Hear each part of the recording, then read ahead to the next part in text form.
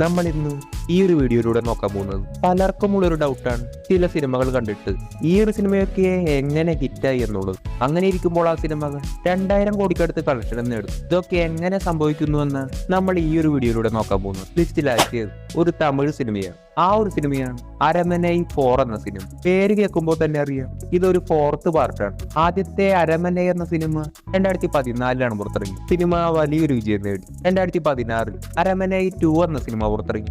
ഈ ഒരു സിനിമയും വിജയമായിരുന്നു. 10 കോടി ബഡ്ജറ്റിൽ വന്നു 25 കോടിക്കടുത്ത് കളക്ഷൻ നേടി. 2021 അരമനൈ 3 എന്ന സിനിമ പുറത്തിറങ്ങി. ഈ ഒരു സിനിമ ഒരു ആവറേജ് ആയിരുന്നു, എങ്കിലും ഹിറ്റായ ഒരു സിനിമയാണ്. അരമനൈ സിനിമകളെല്ലാം തന്നെ ഒരേ സ്റ്റോറി തന്നെയാണ് വീണ്ടും വീണ്ടും കാണിക്കുന്നത്. എല്ലാ പടത്തിന്റെയും ക്ലൈമാക്സും സെയിമാണ്. കുറച്ച് പാട്ടുകൾ ഉണ്ടാവും, ഒരു കാറിൽ പോകുന്ന നായകൻ, വഴിയിൽ കുറച്ച് പ്രശ്നങ്ങൾ ഉണ്ടാവും, പ്രേതം, തളയ്ക്കൽ, ഇത്രയും കാര്യങ്ങളാണ് പല രീതിയിൽ വീണ്ടും വീണ്ടും റിപ്പീറ്റ് ആയി കാണിക്കുന്നത്. ആദ്യ 3 സിനിമകൾ ഹിറ്റായും ആവറേജായും വലിയ കുഴപ്പമില്ലാതെ പോയി. കഴിഞ്ഞ വർഷമായിരുന്നു അരമനൈ 4 എന്ന സിനിമ പുറത്തിറങ്ങിയത്. ഈ ഒരു സിനിമയ്ക്ക് വലിയൊരു നെഗറ്റീവ് റെസ്പോൺസ് ആയിരുന്നു. എല്ലാ സീനും എയറിലായിരുന്നു. ഇവിടെയാണ് ഒരു ട്വിസ്റ്റ്. ഈ ഒരു സിനിമയായിരുന്നു ഈ സീരീസിലെ തന്നെ ഏറ്റവും കൂടുതൽ കളക്ഷൻ കിട്ടിയത്. 30 കോടി ബഡ്ജറ്റിൽ വന്ന് 100 കോടിക്ക് മേലെ കളക്ഷൻ നേടി. ഈ ഒരു സിനിമയിൽ CGI-യിലൂടെ പല ഹോളിവുഡ് സിനിമകളുടെയും റെഫറൻസ് കാണിച്ചിട്ടുണ്ട്. ആദ്യം ഇവർ ജുറാസിക് പാർക്ക് പോലെ ഒരു കാട്ടിൽ പോകും. അവിടെ വെനം വരുന്നു, അനക്കോണ്ട വരുന്നു, എക്സ് വരെ വരുന്നുണ്ട്. പിന്നീട് കുറച്ച് VFX, പിന്നീട് പടം മാറി സൂപ്പർ ഹീറോ മൂവിയായി. ഈ ഒരു സിനിമയിൽ Doctor Strange, Venom, Jurassic Park, One Piece അങ്ങനെ ആദിപുരുഷിന്റെ റെഫറൻസ് വരും. ഈ ഒരു സിനിമ മലയാളത്തിലാണ് ഇറങ്ങിയിരുന്നെങ്കിൽ ഇതായിരിക്കും പ്രൊഡ്യൂസറിന്റെ അവസ്ഥ. ഇത്രയൊക്കെ നെഗറ്റീവ് റെസ്പോൺസ് ആണെങ്കിലും 30 കോടി ബഡ്ജറ്റിൽ വന്ന സിനിമ 100 കോടിക്ക് മേലെ കളക്ഷൻ നേടി. ഇതെങ്ങനെയെന്നാൽ ഇതെല്ലാം നേടിയത് തമിഴ്നാട്ടിൽ നിന്നാണ്. കേരളത്തിൽ വലിയൊരു ഫ്ലോപ്പ് ആയിരുന്നെങ്കിലും തമിഴ്നാട്ടിൽ വലിയൊരു വിജയം നേടി. ഈ പ്രേത സിനിമകളോട് തമിഴന്മാർക്ക് ഒരു പ്രത്യേക റേസ് ഉണ്ട്. എങ്കിലും ഈ ഒരു സിനിമയ്ക്കും കുറച്ചൊക്കെ നെഗറ്റീവ് തമിഴ്നാട്ടിലും ഉണ്ടായിരുന്നു. ആദ്യ പാർട്ടുകളെ പോലെ ഒരു ആവറേജ് വിജയം നേടേണ്ട സിനിമയാണ്. എങ്ങനെ 100 കോടി കിട്ടിയെന്നാൽ ആ ഒരു ടൈമിൽ തമിഴ്നാട്ടിൽ വേറെ പടങ്ങൾ ഉണ്ടായിരുന്നില്ല. റിലീസ് ചെയ്ത് കളിക്കുകയായിരുന്നു. പെട്ടെന്നാണ് ഒരു പുതിയ പടമായ ഈ ഒരു സിനിമ വന്നത്. പോരാത്തതിന് പ്രേത സിനിമ എല്ലാരും ഇടിച്ചു കയറി അങ്ങ് കണ്ടു. 30 കോടി ബഡ്ജറ്റിൽ വന്ന സിനിമ 100 കോടിക്ക് മേലെ കളക്ഷൻ നേടി. അടുത്ത സിനിമ ഒടുക്കത്തെ നെഗറ്റീവ് കിട്ടിയ ഒരു സിനിമയാണ്. ആ ഒരു സിനിമയാണ് 2023 പുറത്തിറങ്ങിയ കേരള സ്റ്റോറി എന്ന സിനിമ. സൗത്ത് ഇന്ത്യയിൽ മുഴുവൻ വലിയൊരു നെഗറ്റീവ് റെസ്പോൺസ് കിട്ടിയ സിനിമയാണ്. കേരളത്തിൽ നടക്കുന്നതായി കാണിച്ച ഒരു ഫേക്ക് സ്റ്റോറിയായിരുന്നു ഈ ഒരു സിനിമയിൽ ഉണ്ടായിരുന്നത്. വർഗീയ പ്രശ്നങ്ങൾ ഉണ്ടാക്കാൻ നോക്കിയെന്ന പേരിൽ സിനിമയ്ക്ക് പല കുഴപ്പങ്ങളുണ്ടായി. ഭൂരിഭാഗം തിയേറ്ററിൽ കേരളത്തിൽ കളിക്കാനേ സമ്മതിച്ചില്ല. ഈ ഒരു സിനിമയുടെ ബഡ്ജറ്റ് വെറും 15 കോടിയായിരുന്നു. സിനിമയുടെ കളക്ഷൻ 400 കോടിക്ക് മേലെയാണ്. കേരളത്തിലെ സ്ത്രീകളെ മതം മാറ്റി സിറിയയിലേക്ക് കടത്തുന്നു എന്നായിരുന്നു ഈ ഒരു സിനിമയുടെ പ്രധാന സ്റ്റോറിയിലായി. ഈ ഒരു സിനിമയുടെ ട്രെയിലർ പുറത്തുവിട്ടപ്പോൾ പല പ്രശ്നങ്ങൾക്ക് കാരണമായി. പൊളിറ്റിക്കലായ പ്രശ്നങ്ങളും പല വീഡിയോസും ഈ ഒരു സിനിമയെ നെഗറ്റീവിലൂടെ കൂടുതൽ ഹൈപ്പ് കയറ്റി. ഇത്ര പെരുത്ത് എന്താണ് ഇതിലുള്ളതെന്നറിയാൻ ഇതൊരു നോർത്ത് ഇന്ത്യൻ സിനിമയായതുകൊണ്ട് നോർത്തിലെ ആളുകൾ കൂടുതലായി കണ്ടു. ഇങ്ങനെയായിരുന്നു സിനിമ വലിയൊരു കളക്ഷൻ നേടിയത്. ഈ ഒരു സിനിമയിലെ പല സീനുകളും എയറിലുമായിട്ടും ഭൂരിഭാഗവും എയറിലായിരുന്നു. ശാലിനി ഉണ്ണികൃഷ്ണൻ, തിരുവനന്തപുരം. എനിക്ക് അറിയാം कि एक साउथनर और एक कोबरा देखे तो पहले साउथनर को मार. कतरीना कैफ ന്റെ കുറച്ച് ചായ ഉണ്ടല്ലേ. അടുത്ത സിനിമയാണ് പുഷ്പ എന്ന സിനിമ. പുഷ്പ 1 എന്ന സിനിമ 2021 പുറത്തിറങ്ങി. അടുത്ത KGF എന്ന രീതിയിലായിരുന്നു ഈ ഒരു സിനിമ മാർക്കറ്റ് ചെയ്തത്. ഒരു കണക്കിന് നോക്കിയാൽ പറഞ്ഞത് 100% ശരിയാണ്.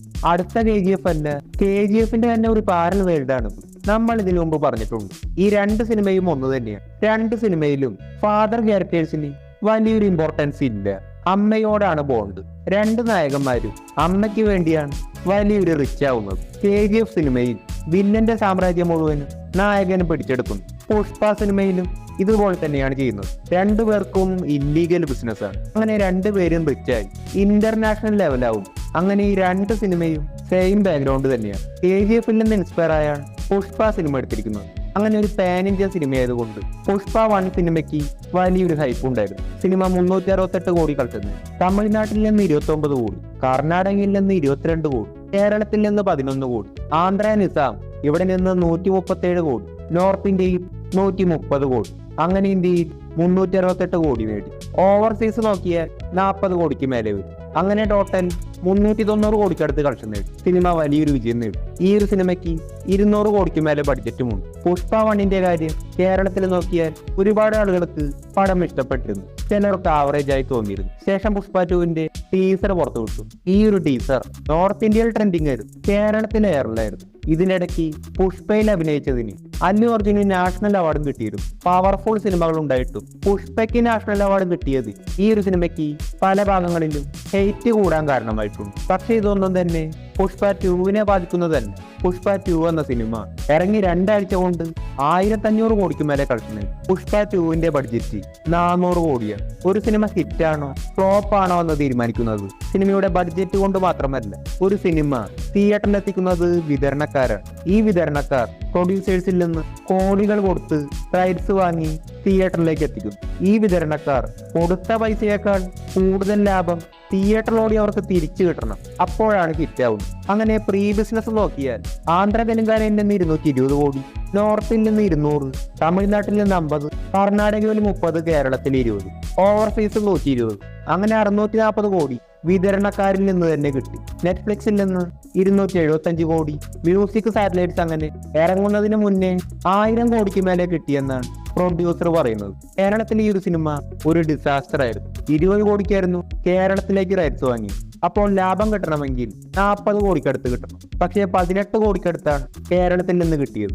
ആന്ധ്ര തെലുങ്കാന 220 കോടിക്കാണ് റൈറ്റ്സ് വാങ്ങിയത്. 350 കോടിക്ക് മേലെ അവിടെ നിന്ന് കിട്ടിയിരുന്നു.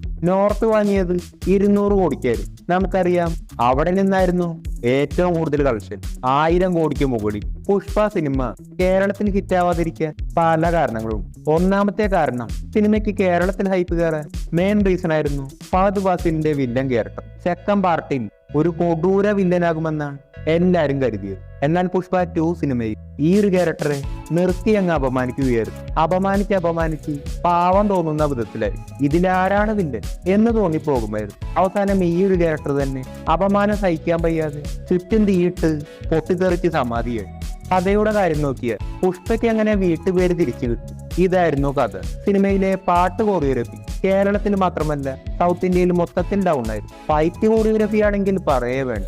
മാസ് മസാല സിനിമകൾക്ക് ആരും ലോജിക്ക് നോക്കാറില്ല, അതൊന്നും കുഴപ്പമില്ല. പക്ഷെ ഈ ഒരു കാര്യം ഇവർ ദുരുപയോഗം ചെയ്തു. ക്ലൈമാക്സ് ഫൈറ്റ് അല്ല, പേപ്പട്ടി കടിക്കാൻ വരുന്ന തരത്തിലായിരുന്നു. പേപ്പട്ടി വരെ ഇങ്ങനെ ചെയ്യാറുണ്ട്. ക്ലൈമാക്സ് ഫൈറ്റ് അത്ര മോശം കോറിയോഗ്രഫി ആയിരുന്നു. പോരാത്തതിന് ഈ സിനിമയിൽ രശ്മികയുമുണ്ട്. മാത്രവുമല്ല മലയാളത്തിൽ ഇപ്പോൾ നല്ല കണ്ടന്റ് ക്വാളിറ്റി ഉള്ള ഒരുപാട് സിനിമകൾ ഇറങ്ങുന്നു. സിനിമയ്ക്ക് ക്ഷാമവുമില്ല. നോർത്തിൽ എങ്ങനെ ഹിറ്റായിരുന്നാൽ പുഷ്പ മാത്രമല്ല, നോർത്തിൽ ഇപ്പോൾ നോർത്തിനേക്കാൾ കൂടുതൽ 1000 കോടി സൗത്ത് സിനിമകൾ കയറി. നോർത്ത് മൊത്തത്തിൽ ഒരു ഡൗൺ ആണ്. കാരണം എന്തെന്നാൽ അവിടുത്തെ സൂപ്പർ സ്റ്റാർസ് എല്ലാം 2-3 വർഷം ഗ്യാപ്പ് എടുത്താണ് നിലവിൽ ഇപ്പോൾ സിനിമകൾ ചെയ്യുന്നു. നോർമൽ സിനിമകൾ കൂടുതലായി ഫ്ലോപ്പുമാവുന്നു. അനിമൽ വന്നപ്പോഴായിരുന്നു ഡൗൺ ആയ ബോളിവുഡ് കുറച്ചൊന്ന് ആക്റ്റീവ് ആയത്.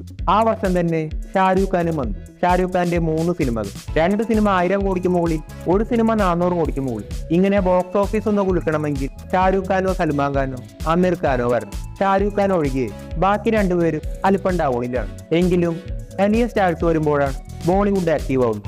അങ്ങനെ ഇപ്പോൾ സിനിമ ഇറങ്ങിയ 3 കൊല്ലമെല്ലാം കഴിഞ്ഞിട്ടാണ് നിലവിലിപ്പോൾ ബോളിവുഡ് സ്റ്റാർസ് എല്ലാം നെക്സ്റ്റ് മൂവി ചെയ്യുന്നത്. ഗ്യാപ്പ് അല്പം കുറവുള്ളത് സൽമാൻ ഖാനാണ്. പക്ഷേ സൽമാൻ ഖാൻ നിലവിൽ ഒരു കംബാക്ക് ആവശ്യമുണ്ട്. അങ്ങനെ ഫ്ലോപ്പുകളും മെയിൻ സ്റ്റാർസിന്റെ കുറവും OTT പ്ലാറ്റ്ഫോം വഴി സൗത്ത് മൂവികൾ കൂടുതലായി നോർത്ത് കാണാൻ തുടങ്ങി. അങ്ങനെ ഇരിക്കുമ്പോഴാണ് പുഷ്പ 2 വന്നത്. ഒരു നോർത്തിന് വേണ്ട സകലമാന സംഭവങ്ങളും പുഷ്പ സിനിമയിലും. പാട്ടുണ്ട്, ഡാൻസ് ഉണ്ട്, ഫൈറ്റ് ഒന്നും അവർക്ക് പ്രശ്നമേ അല്ല.